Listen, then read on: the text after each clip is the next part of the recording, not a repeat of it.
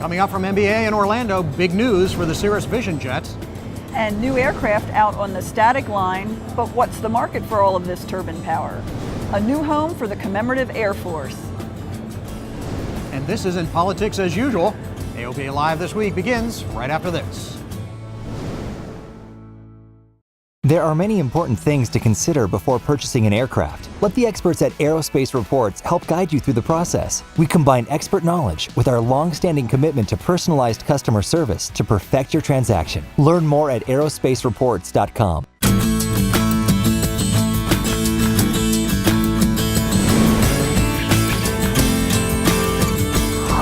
The Cirrus Jet gets approval to start rolling out to customers. Hello and welcome to Orlando and the NBAA Business Aviation Convention and Exhibition. I'm Tom Haynes. And I'm Melissa Rudinger. We're here at the indoor static display, the biggest in NBAA history. Some 15 aircraft, from a Husky to turboprops to helicopters. And this exhibit hall is huge. It feels like it would take a week to walk and see everything in it. 1,100 exhibits, as a matter of fact. And then there's the latest and greatest from the business aviation world out at the static display at Orlando Executive. Nearly 100 aircraft out there. Guess they decided they were a little too big to taxi down the streets of Orlando to the exhibit hall. And while NBAA is geared primarily to corporate flying and heavy iron, small GA is business aviation too, and so there are usually things here of interest to the single-engine pilot. And for our end of general aviation, the biggest news from NBAA comes from Cirrus. I would like to present you the SF50 Vision Jet type certificate, and once again, congratulations. It's been a 10-year marathon to bring the SF50 Vision Jet to market. 24 hours have just been fantastic for Cirrus Aircraft. 10 years in the waiting, or so much work that's been done by this fantastic team to get ready. Here we are, type certified for the Vision Jet. Cirrus thinks this aircraft is a game changer. We do think that it is a unique segment and is a new class of the market. We might go so far as to say it's an entire new category in the market, and we even think it has the ability to change the way we think about transportation. That's because the single-engine jet can carry 5 in comfort, cruise at 300 knots, and cost about $2 million. That's cheaper than most single-engine turboprops and faster than everything but the TBM 900. And it's easy to fly. Joe Weisenhunt started flying 8 years ago in Cirrus piston aircraft. He's first in line for the first customer Vision Jet rolling off the line in December. I was fortunate enough at Oshkosh this past August to fly in P1, the first production plane. I took my daughter and my son with me. We all three flew front left seat through the pattern, takeoff and landing, and it was absolutely amazing how effortless it was to get used to this. And I think the transition to that is going to be very simple. The SR-22T is the trainer for this airplane. The side stick's in exactly the right place, the same place it would be in the SR. All of the bolster panel switches in the exact same place. You see you have 2 big, beautiful screens, but you're controlling them from the 3 touch screens here. My hand naturally falls to the throttle and the trim wheel and the autopilot control. The exact same place it would fall, my hand, if you will, in the SR-22 or 22T. So without question, we designed this airplane to step up. Training for the Vision Jet type rating will begin about 12 months before aircraft delivery. Cirrus says the best prep for the type rating, to be a proficient instrument pilot. This is the first jet to have a parachute system, but unlike the piston Cirrus, this recovery system is launched electronically. The autopilot and some of the systems that you see in front of me, but particularly autopilot, is going to slow the airplane down and really undertake a sequence of things as the parachute's extracted from the airplane. So Cirrus expects to deliver about 1 Vision Jet a week next year and then ramp up the production schedule from there. Well, they have to. They have nearly 600 customers already in line. We're talking about something that not just, I think, changes market boundaries, changes aviation again, but it's something that I think changes it in such profound ways we really haven't understood that yet. So Melissa, of course, I'm anxious to get a chance to fly the new Cirrus jet. Economics is an important part of the equation. A single-engine jet, in this case, operating costs of about $600 an hour. Sounds like a lot to those of us who fly piston airplanes, but from a turbine standpoint, that's not a bad number. It's actually a pretty good deal. Yeah, it is. So Cirrus says $600 an hour for the Vision Jet. How does that compare with other turbines? AOPA Pilot Magazine asked Conklin and DeDecker to prepare this exclusive comparison of operating costs. The Piper M-Class turboprops are cheaper to operate by about $100 an hour. The Eclipse 550 is the second cheapest jet per hour. But if you really must have the best of the best, Airbus ACJ320 is over $6,000 an hour. But if you can afford that airplane, $6K probably is just pocket change. But are people buying those big jets? Well, Honeywell Aerospace says, yeah, a little. Each year at NBAA, Honeywell presents its forecast for turbine sales over the next decade. This year's forecast scales it back about 7% from last year's forecast. In the near term, we do see some continued headwinds. 2017's low single digit decreases we anticipate, but we have reason for optimism in 18 and beyond, largely because of many new aircraft coming into service. Buyers are expected to keep going after larger cabin aircraft. The North American market is projected to be the strongest. Sluggish sales expected to continue in the BRIC countries because of poor economies and a strong U.S. dollar. But regardless of the current market, optimism abounds for the long term. AOPA pilot editor-at-large Tom Horn is at the static display. So Tom, how are things looking there? Well, Tom and Melissa, in spite of forecasted drops in deliveries in the near future, there's plenty of evidence out here at the static display of companies that are investing in new technologies and new aircraft designs. To begin with, Textron's new Cessna Longitude made its debut at the NBAA just weeks after its first flight. The aircraft was really a pleasure to fly. Aircraft was exceptionally stable and trimmable for the flight conditions we're looking at. We really enjoyed flying it. It was the forces were nice, the control harmony was nice, engines are very responsive. Textron announced new performance numbers for the Longitude. Full fuel payload was increased by 100 pounds from 1,500 to 1,600 pounds, and range was increased by 100 miles from 3,400 to 3,500 nautical miles. Also on hand is a cabin mock-up of Textron's new Cessna Hemisphere. The company says the airplane will have fly-by-wire flight controls, use Safran's Silvercrest engines, and Honeywell's Primus Epic avionics. The large cabin, 4,500 nautical mile Hemisphere will have its first flight in 2019. Pilatus' first jet, the PC-24, debuted for the first time to a North American audience. The $9 million, 1,950 nautical mile jet has a large aft cargo door like the PC-12. It's also approved to fly out of unimproved runways and will cruise at more than 425 knots. The airplane is really what it's designed for. It's going to be for PC-12 customers. They want to have the same capabilities as they used to have with their PC-12, and they will get the confidence to get into nearly the same runways as they use with the PC-12. In the turboprop field, Nextant Aerospace brought their G90 XT King Air. The upgraded King Air is fitted with 800 horsepower GE H75 turboprop engines. But that's not all the new G90 XT has. It has a Garmin G1000 panel, new systems, and an optional interior redesign. You fly the airplane just like you would a jet. You have an abundance of power that's symmetrically added to the engine, so control is enormously better. In terms of size, Gulfstream's new G500 is the largest of the new models on display. It's a replacement for the G450, and delivery will begin in 2017. It has fly-by-wire flight controls and a 10 screen avionics suite. The panel does away with the majority of knobs and switches.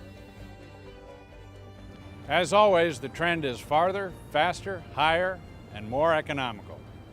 Here at the static display at NBAA, Tom Horn, AOPA Live.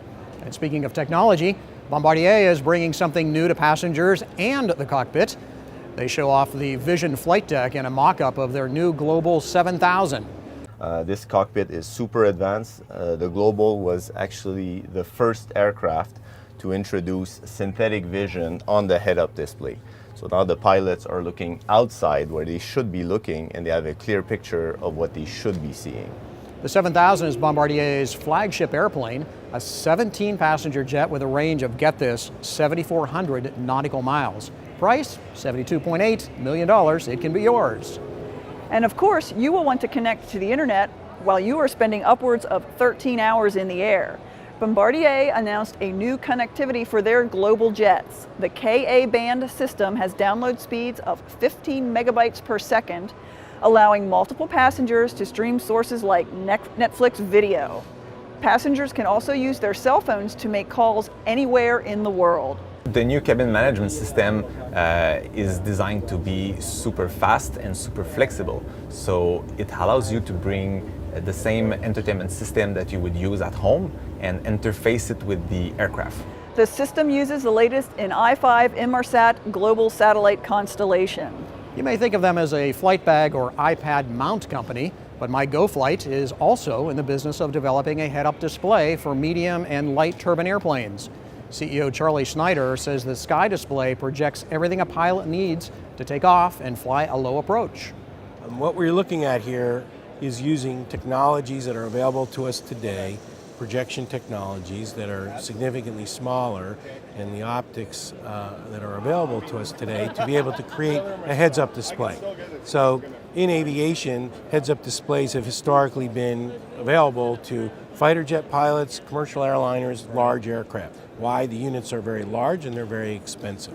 What we've done is created a game changer here with this device, which is small and less expensive significantly, so that more pilots could be flying with their head up and their eyes out. Initial price might be as high as $50,000, but Schneider believes with volume it can be much lower. He's here at the show seeking fleet customers who might commit to purchase so he can continue development. When you think of NBAA, you think about new turbine aircraft. But at this year's show, there are several pre-owned turbines on display. That's because there's a very strong market for the pre-owned airplanes. All the new airplanes that the manufacturers are bringing to market, all the planes that people are selling to get into these new airplanes, the pricing competition from the OEMs and in the pre-owned space, it's a great time to be a buyer. You got a lot of people working hard to try to earn your money. The pre-owned market impacts the new market as well. There are plenty of recent model year jets on the used market, which puts pressure on manufacturers of new airplanes to make deals. And as we think about all of this wonderful aviation technology, we should stop and think that we owe it all to two bicycle builders from Dayton. David McCullough has written the definitive biography of the Wright brothers, and he talked to the NBAA audience about the qualities that led to their success. And the irony of their success, and particularly this is important today, I feel, is that they had no technical education beyond high school physics. But they grew up in a house full of books. They read all the time. And what they were reading amounted to, in essence, a full liberal arts education. The liberal arts are about ideas. And so far, no computer has ever had an idea. And ideas change history. Ideas change the motivation of a whole culture. And it's happened again and again in our country. It's part of our story. We'll have more of McCullough's speech on AOPALive.org. When we come back, this isn't politics as usual. And Warbirds on the move. AOPA Live from the NBAA convention continues in just a moment. Your own aircraft is an exciting experience. AOPA Finance simplifies the process, saving you money with lower interest rates and hassle-free loans, so you get into your new aircraft sooner. AOPA Finance, the right approach to buying an aircraft. Welcome back. You're watching AOPA Live this week, coming to you from the indoor static display at the NBAA convention in Orlando. On the other side of the country, the battle for Santa Monica Airport continues.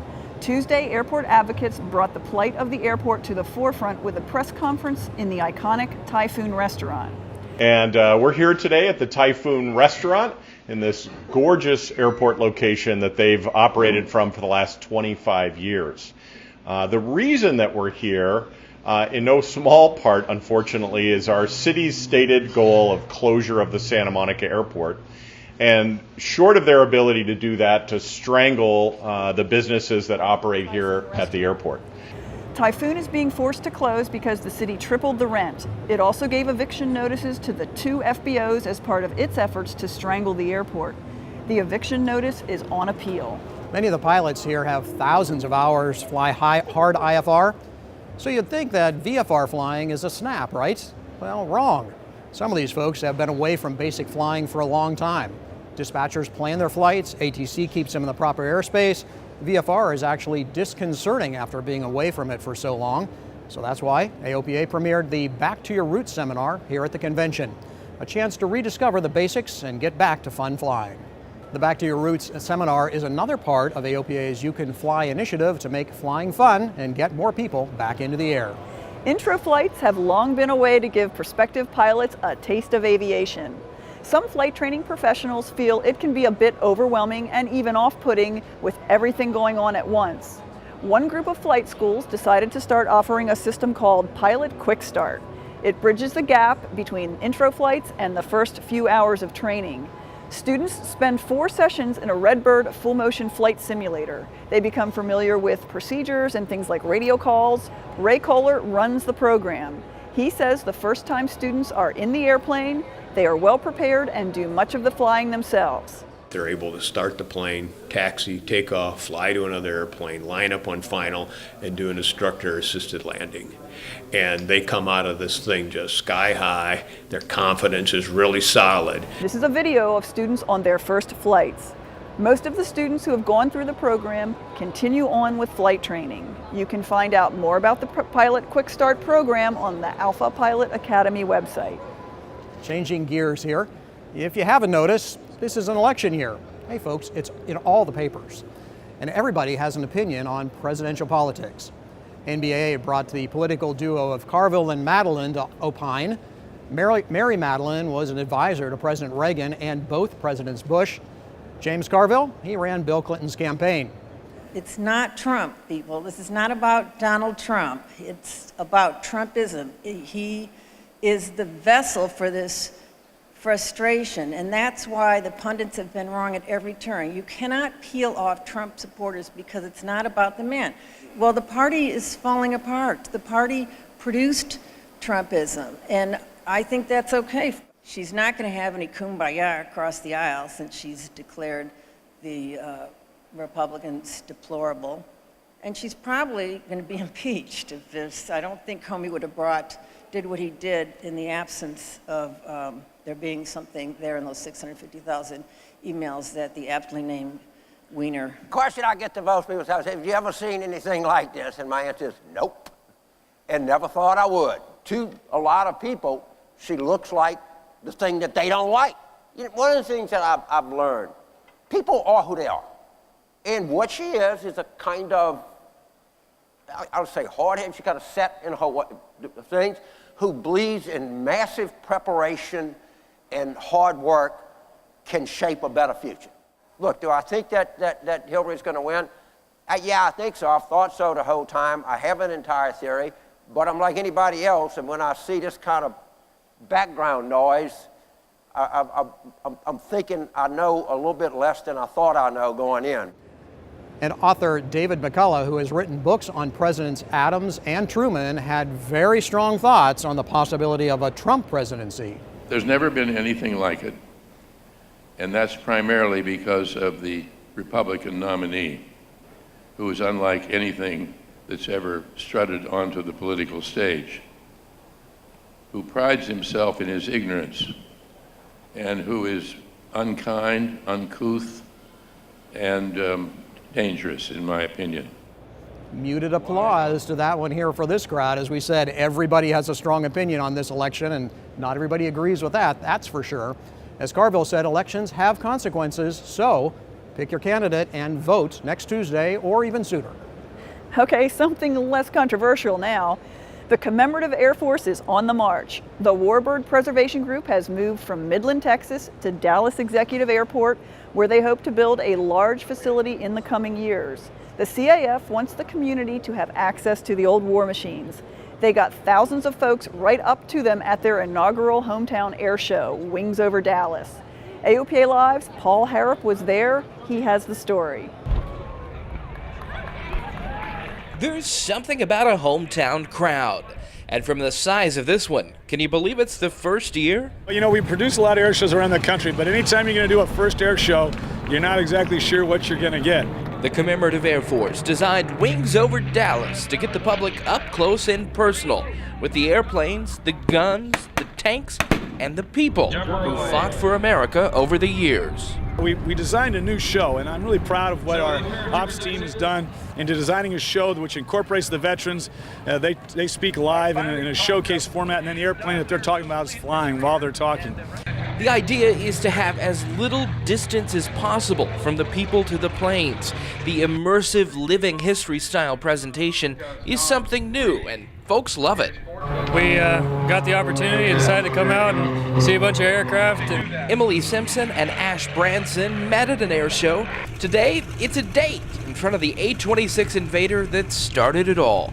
I was doing a pinup photo shoot on top of it, and he was working at the airport he was at the time, driving in the fuel truck, and noticed a girl in a red dress and nearly drove the fuel truck the wrong way. The smiling faces and happy crowds are exactly what the CAF likes to see. We couldn't be happier. We're proud to be in Dallas. We've got great support from the city of Dallas, from the mayor on down, the city aviation, and then the crowd came out today. And did they ever? 20,000 people from 32 states over the 3 days. At Dallas Executive Airport, Paul Harrop, AOPA Live. There are already plans for next year. One change is already in order: bigger bleachers. The crowds were bigger than the CAF had planned on, and it was great to see that many people enjoying a day at the airport. So wow, it's really great to see those old warbirds still flying and being restored. It really is. And now in a place that's easier to get to, so a lot more people can enjoy them over the years. Great. That'll do it for us from NBAA in Orlando. We'll see you next week.